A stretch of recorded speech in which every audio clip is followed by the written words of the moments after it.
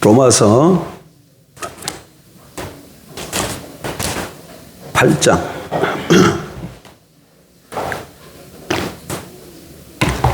로마서 8장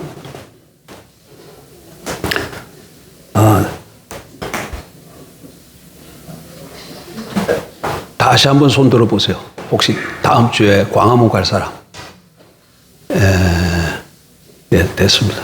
그 광화문 갈 사람 가실 분들 점심때 잠깐 좀 모이죠. 점심때 위층에서 밥 먹고. 8장 로마서 8장 1절부터 4절까지 봅니다. 1절입니다. 같이 보십시다.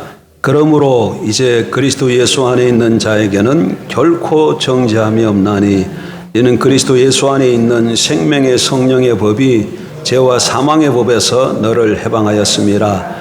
율법이 육신으로 말미암아 연약하여 할 수 없는 그것을 하나님은 하시나니 그 죄로 말미암아 자기 아들을 죄 있는 육신의 모양으로 보내어 육신의 죄를 정하사 육신을 따르지 않고 그 영을 따라 행하는 우리에게 율법의 요구가 이루어지게 하려 하심이니라. 아멘. 여러분, 로마서 8장에 나와 있는 말씀은 참으로 소중하고 은혜로운 말씀이지요. 그래서 많은 사람들은 로마서 8장 전체의 말씀을 암송하기도 합니다. 아마 우리 교회에서도 로마서 8장을 예전에 암송한 걸 제가 기억하고 있습니다. 어떤 사람은 비유적으로 이런 표현을 했습니다. 성경 전체를 하나의 반지에다 비유하면 로마서는 반지의 보석과 같고, 특별히 로마서 8장 나와 있는 말씀은 반지에서 빛나는 광채와 같다. 이렇게 표현하기도 했습니다.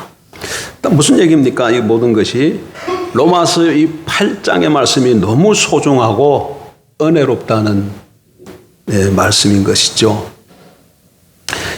그래서 로마서를 다른 성경 어떤 분은 얘기하기를 다른 성경이 불타서 다 없어진다 할지라도 이 로마서만 있으면, 로마서 8장만 있으면 우리가 신앙생활하고 공부하는데 아무런 지장이 없다. 이런 말까지 한 분도 계셔요.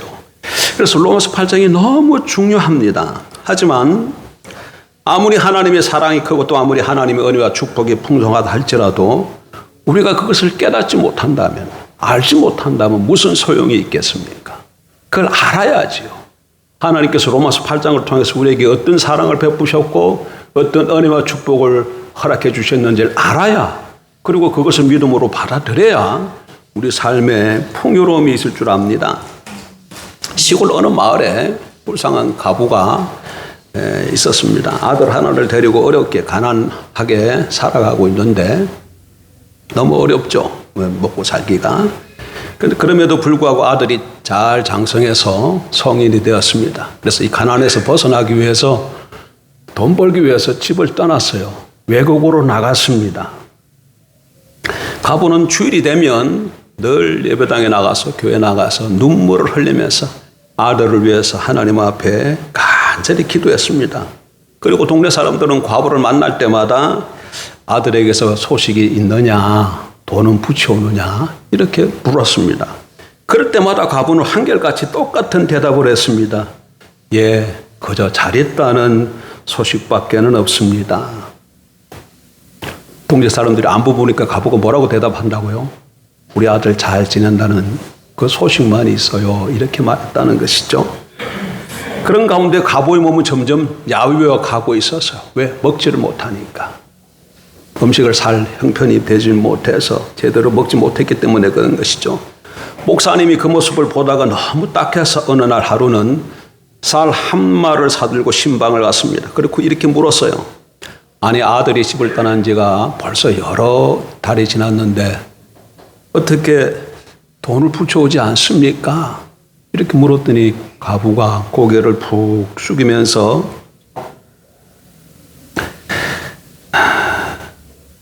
전과 같은 대답을 똑같이 되풀이하는 거죠. 그래서 목사님이 혹시나 싶어가지고 가부에게 물었어요. 혹시 편지 속에 그 편지 내용 말고 다른 건 안 들어있었어요? 이렇게 물었더니 가부가 하는 얘기가 뭐 다른 게 하나가 매번 들어있긴 있었습니다. 이렇게 얘기를 하는 것이죠. 그래서 목사님이 그거 한번 가져와 보라고. 그래서 과부가 가져왔는데 이렇게 보니까 수표야. 뭐라고요? 수표. 편지하고 수표가 늘 들어있었는데 이 수표가 전체가 다 영어로 쓰여 있다 보니까 이 과부가 그것이 돈임에도 불구하고 돈인 줄 알지 못했던 것이죠. 엄청난 액수를 매달 아들이 보낸 거예요. 달달이 벌어가지고.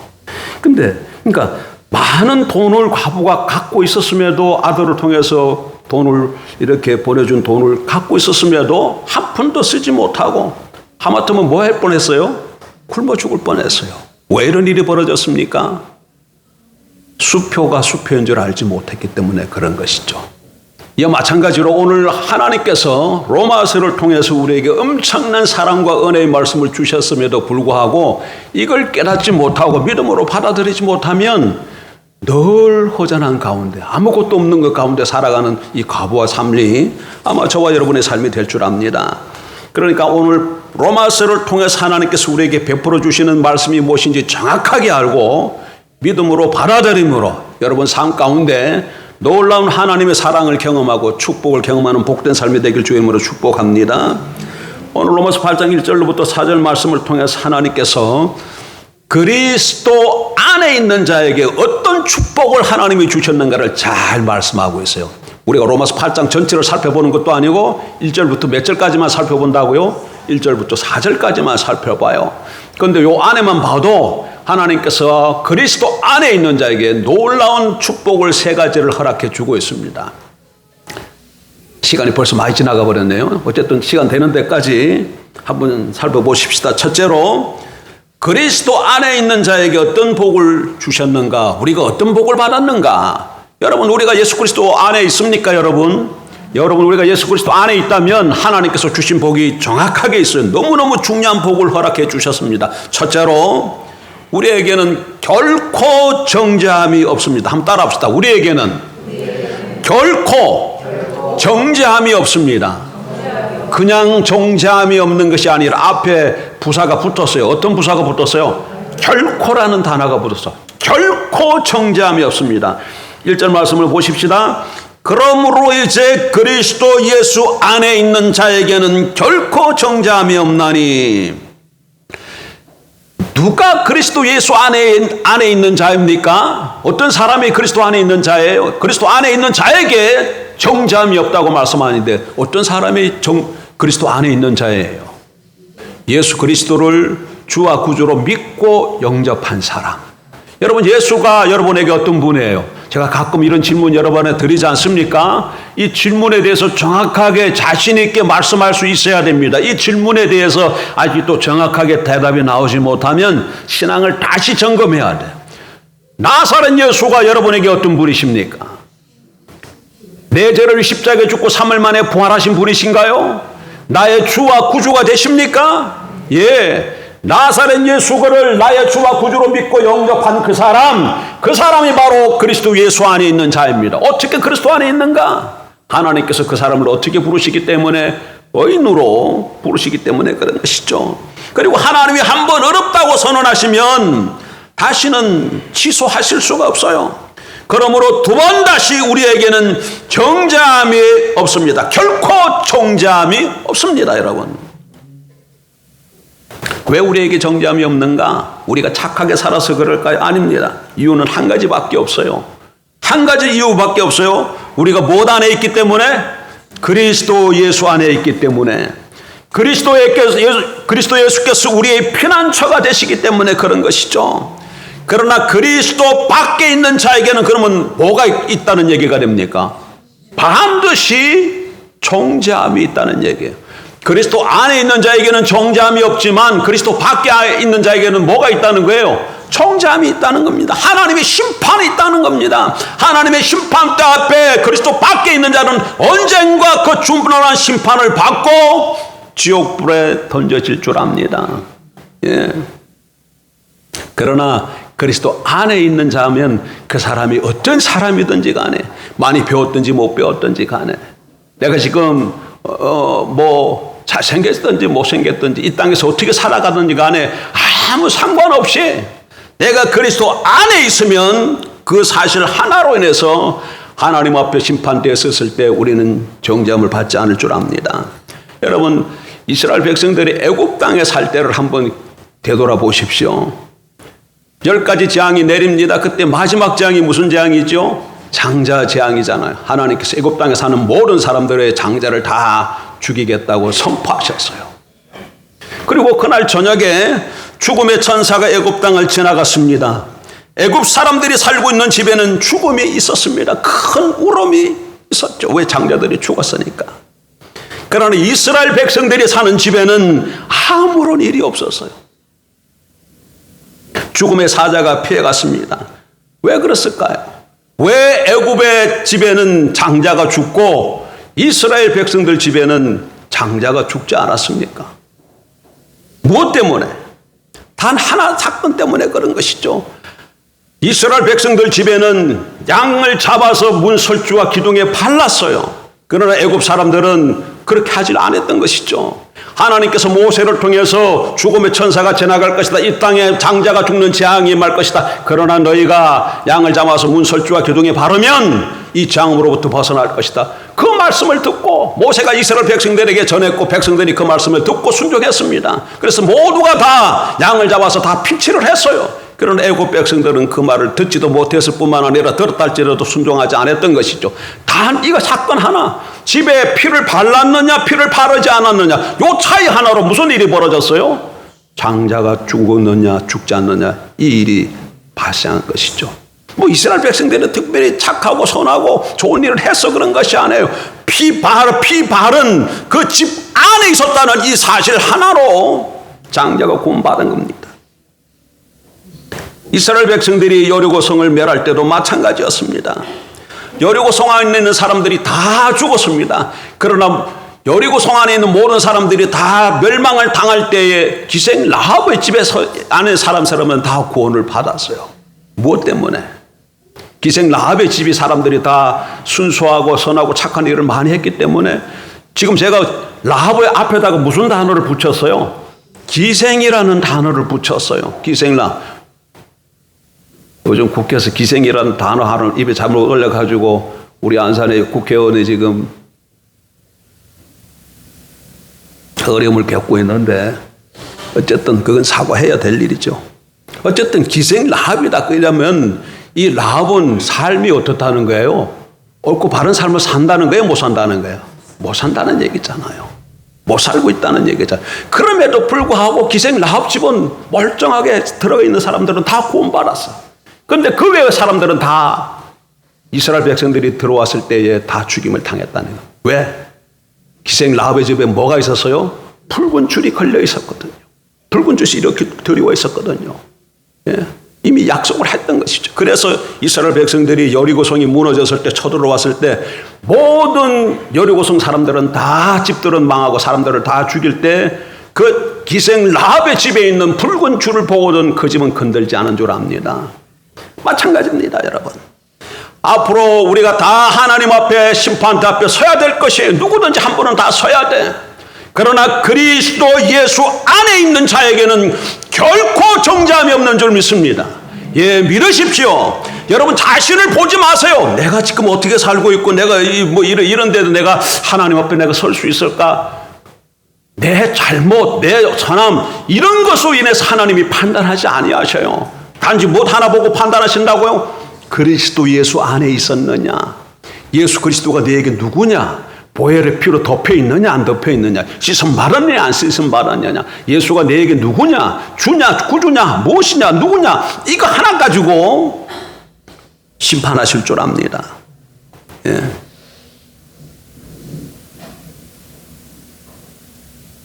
예수 그리스도가 우리의 피난처 되시기 때문에 그리스도 안에 있는 자에게는 결코 정죄함이 없습니다. 여러분, 우리는 이미 심판에서 생명으로 옮긴 자입니다. 성경이 분명히 그렇게 얘기하고 있어요. 어디서 옮겼다고?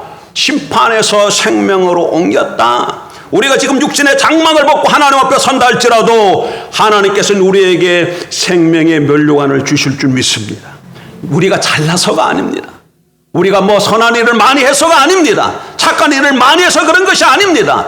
단지 못 하나 때문에, 예수 그리스도 안에 있다는 이 사실 하나 때문에, 예수님의 보혈의 공로 그 하나 때문에 하나님께서 그렇게 은혜를 우리에게 베풀어 주시는 것이죠. 여러분, 사도 바울이 오늘 본문의 말씀을 통해서 우리에게 일깨워주는 바가 뭡니까? 다시 한번 정확하게 기억하십시오. 그리스도 예수 안에 있는 자에게는 결코 정죄함이 없다는 사실이에요. 결코 정죄함이 없다, 이 말은 무슨 말이에요? 정죄함이 없기 때문에 주 안에서 여러분 이제는 그리스도 예수 안에 있는 자에게는 결코 정죄함이 없습니다. 당신 예수 믿습니까? 예수가 당신에게 주와 구주이십니까? 예수가 십자가에 죽고 3일 만에 부활하신 것을 믿습니까? 그러면 하나님의 정죄함이 없습니다. 그러므로 이게 무슨 말이에요? 다르게 얘기하면 기쁘고 즐겁고 그리스도 안에서 행복한 삶을 살라, 그런 얘기 아니겠습니까? 예. 과거의 지은 죄를 자꾸 생각하면서 죄책감에 몸부림치지 말라는 얘기입니다. 근데 마귀는 아주 간교하기 때문에 자꾸 우리에게 이런저런 우리에게 부족한 것, 실수한 것, 연약한 것, 이런 것들을 자꾸 기억나게 하면서 죄책감에 빠지게 해요. 자기를 자책하게 해요. 정죄감에 들게 하는 것이죠. 그러면 사람이 어떻게 돼요? 자꾸 이런 모습 보게 되면 넘어지는 것이죠. 바로 마귀가 노리는 것이 바로 그것입니다. 어떻게 하면 우리를 시험할 수 있을까? 어떻게 하면 저를 쓰러뜨릴까? 이게 마귀가 하는 일이에요. 마귀가 우리에게 그렇게 도전할 때 우리가 어떻게 하면 되겠습니까? 말씀으로 마귀를 대적하시기 바랍니다. 성경이 뭐라고 얘기합니까? 마귀를 대적하라. 그러면 너희를 피하리라. 하나님을 가까이 하라. 그러면 너희를 가까이 하시리라. 이게 성경의 말씀이에요. 야고보서 몇 장입니까?